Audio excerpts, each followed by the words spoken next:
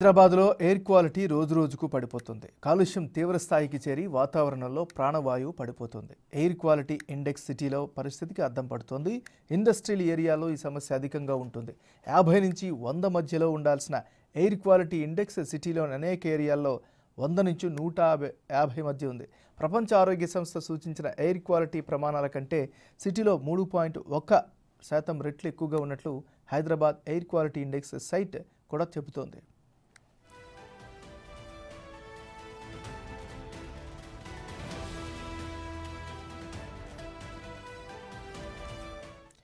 ఇక పడిపోతున్నటువంటి ఎయిర్ క్వాలిటీపై పూర్తి వివరాలు మా ప్రతినిధి అంజుమాన్ అందిస్తారు.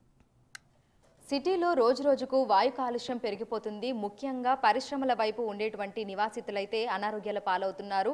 ఇండస్ట్రియల్ ఏరియాస్ నుంచి వచ్చేటువంటి కెమికల్ రియాక్షన్స్ వల్ల కూడా చాలా మంది హెల్త్ ఇష్యూస్ బారిన పడుతున్నారు. అయితే లాంగ్ టర్మ్లో కావచ్చు, షార్ట్ టర్మ్లో కావచ్చు, వీటి వల్ల ఎట్లాంటి హెల్త్ ఇష్యూస్ వచ్చేటువంటి ప్రమాదం ఉంది ఏంటి అనేది తెలుసుకునే ప్రయత్నం చేద్దాము. ప్రస్తుతం మనం కేర్ హాస్పిటల్స్లో ఉన్నాము. మనతో పాటు పల్మనాలజిస్ట్ ఉన్నారు డాక్టర్ రఫీ గారు. మిగతా విషయాలను ఆయన మాటల్లోనే అడిగి తెలుసుకుందాం. నమస్తే సార్. సార్, ప్రజెంట్ మనం చూస్తే మనకి వెహికల్స్ అనేవి చాలా పెరిగిపోయాయి. ఎట్ ద సేమ్ టైం ఏంటంటే గాలి నాణ్యత అనేది కూడా చాలా వరకు తగ్గిపోతుంది. హైదరాబాద్లో మనం చూసుకుంటే ముఖ్యంగా ఇండస్ట్రియల్ ఏరియాస్లలో ఉండే వాళ్ళు కూడా అనారోగ్యాల పాలవుతున్నారు. సో ఇట్లాంటి అంటే అన్హెల్దీ బ్రీత్ ఇది తీసుకోవడం వల్ల మనకి ఎట్లాంటి హెల్త్ ఇష్యూస్ వస్తాయి? బేసికల్గా ఎన్వైరన్మెంటల్ రిలేటెడ్ ప్రాబ్లమ్స్ ఎక్కువగా పెరుగుతున్నాయి మనకు. మెట్రో ఏరియాస్ అంటే పారిశ్రామిక రంగం పెరిగిన తర్వాత నగరాలు చుట్టూతా ఉండే పరిశ్రమలు, ఆ బెల్ట్, ఆ వలయంలాగా ఆ ఉండే చోట ఎక్కువగా కాలుష్య పరిణామము ఎక్కువగా ఉంటుంది. వాటిలో ఎక్కువగా టాక్సిక్ కెమికల్స్ అంటే ఇండస్ట్రియల్ నుంచి బయటకు వచ్చే అది టాక్సిక్గా ఉండే కెమికల్స్ లాంటివి అవి కానీ, వాటితో పాటు ఫ్యూమ్స్, పొగలు, ధూళిలాగా ఇవన్నీ కూడా కలిసి ఆ గాలిని ఎక్కువగా కలుషితం చేస్తాయి. అలాగే వాతావరణ మార్పులు, ఇప్పుడు సీజన్ మనం తీసుకుంటే వాతావరణ మార్పులు ఎప్పుడైనా వర్షాకాలం ముందు కానీ మబ్బులుగా ఉన్నప్పుడు అవి ఎక్కువగా వాటిని పట్టి ఆ గాలిని కూడా ఇంకా మందంగా చేసే అవకాశం కూడా ఉంది.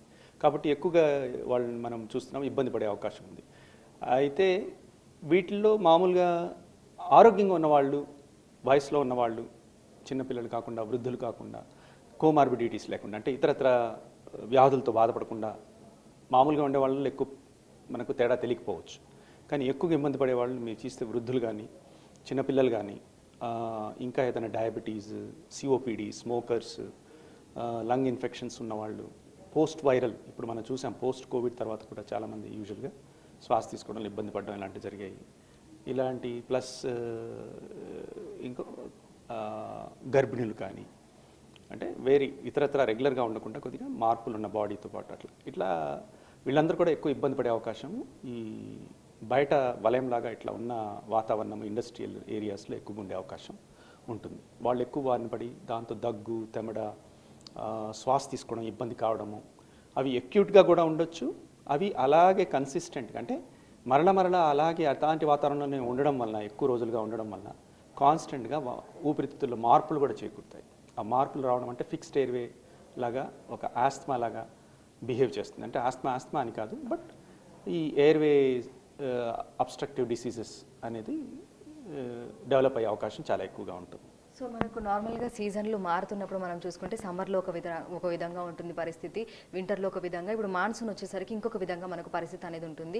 చాలా చోట్ల సాయంత్రం 5-6 అయ్యిందంటే మొత్తం కిటికీలు, తలుపులు అన్ని క్లోజ్ చేసుకొని అంటే బయట గాలి లోపలికి రాకుండా ఉండాల్సినటువంటి పరిస్థితులు ఉన్నాయి. సో ఆల్రెడీ అంటే లంగ్ డిసీజెస్ ఉన్నవాళ్ళు, లేదంటే ఆస్తమా రిలేటెడ్ ఇష్యూస్ ఉన్నవాళ్ళు ఇటువంటి వాటికి ఎక్స్పోజ్ అవ్వడం వల్ల వాళ్ళకి ఎటువంటి ప్రమాదం ఏర్పడేటువంటి అవకాశం ఉందంట? అంటే క్లియర్గా ఆల్రెడీ నేను చెప్పినట్టు ఊపిరితిత్తులకు సంబంధించి వ్యాధిగ్రస్తులు ఉన్నారనుకోండి, వాళ్ళకి చక్కటి వాతావరణం అవసరం. అలా కాకుండా ఆల్రెడీ మనము పొల్యూటెడ్ ఎన్వైరన్మెంట్లో ఉంటే వాళ్ళు త్వరితగతిన వ్యాధిన బారిన మళ్ళీ ఎక్సాజర్బేషన్స్ అంటాం, అంటే దాని యొక్క ప్రభావం ఎక్కువ అయ్యే అవకాశం ఉంటుంది. ఎక్కువ త్వరగా వ్యాధిగ్రస్తులు అయ్యే అవకాశం ఉంటుంది. మళ్ళీ శ్వాస తీసుకోవడం ఇబ్బంది కావచ్చు. ఒక్కోసారి నెబులైజర్ అని, లేకుంటే వాళ్ళు తీసుకునే ఇన్హేలర్, రెగ్యులర్గా తీసుకునే ఇన్హేలర్స్, పఫ్స్ అంటాం, అవి కూడా సరిపోకపోవచ్చు. దాంతోపాటు సెకండరీగా జరిగేది ఏంటంటే ఈ టాక్సిక్ కెమికల్స్ ఇవి చేరడం వలన బ్యాక్టీరియా కానీ, వైరస్ కానీ తొందరగా అటాక్ చేసే అవకాశం ఉంటుంది. ఎందుకంటే పైన శ్వాసకోశ నాళాల్లో ఉండే పై పొరల్లో ఉండే కణాలు దెబ్బతింటాయి. కాబట్టి త్వరితగతిన వైరస్ కానీ ఇతరత్ర బ్యాక్టీరియా కానీ తొందరగా అటాక్ చేసే అవకాశం ఉంటుంది. సో త్వరగా మీరు జబ్బును బారిన పడే అవకాశం ఉంటుంది. రికవర్ అవడంలో కూడా డిలే అవుతుంది. ఫ్రీక్వెంట్గా హాస్పిటలైజేషన్ అయ్యే అవకాశం ఉంటుంది ఆల్రెడీ కోమార్బిడిటీస్ ఉన్నవాళ్ళు. సో ఇదంతా కూడా ఇట్ ఇంక్రీజెస్ ది ఒక సైకిల్, ఒక వలయం లాగా, ఒక విషస్ సర్కిల్ లాగా ఈ యొక్క శ్వాసకోశ యొక్క కెపాసిటీని, ఆ యొక్క వాళ్ళ యొక్క కెపాసిటీని, వాళ్ళ యొక్క శ్వాస తీసుకునే విధానంలో ఉండే వాళ్ళ శక్తిని మొత్తాన్ని 3-4 సార్లు సంవత్సరంలో ఇలాగ ఇబ్బంది పడ్డారనుకోండి, అదొక విధమైన అబ్స్ట్రక్టివ్ ఎయిర్వే డిసీజ్ లాగా సెకండరీగా ఫామ్ అయ్యే అవకాశం ఉంటుంది. Thank you. సో ప్రస్తుతం మనం చూసినట్లయితే కూడా ఎయిర్ క్వాలిటీ అనేది అయితే రోజు రోజుకు పడిపోతుంది. ముఖ్యంగా ఇండస్ట్రియల్ ఏరియాస్లలో ఉండే వాళ్ళు కూడా విపరీతంగా అనారోగ్యాల పాలవుతున్నారు. అయితే అక్కడ ఉన్నటువంటి ప్రజలు తగిన జాగ్రత్తలు తీసుకోవాల్సినటువంటి అవసరం ఎంతైనా ఉందని కూడా వైద్యులు హెచ్చరిస్తున్నారు. ముఖ్యంగా ఉదయం సాయంత్రం వేళల్లో అత్యవసరం అయితే తప్ప బయటకు రాకూడదని, దీర్ఘకాలిక సమస్యలు ఉన్న వాళ్ళు కూడా మరింత అప్రమత్తంగా ఉండాల్సినటువంటి అవకాశం ఉందని కూడా, అటువంటి జాగ్రత్తలు తీసుకోవాలని కూడా సూచిస్తున్నారు. వీడియో జర్నలిస్ట్ కృష్ణతో అంశుమ, బిగ్ టీవీ, హైదరాబాద్.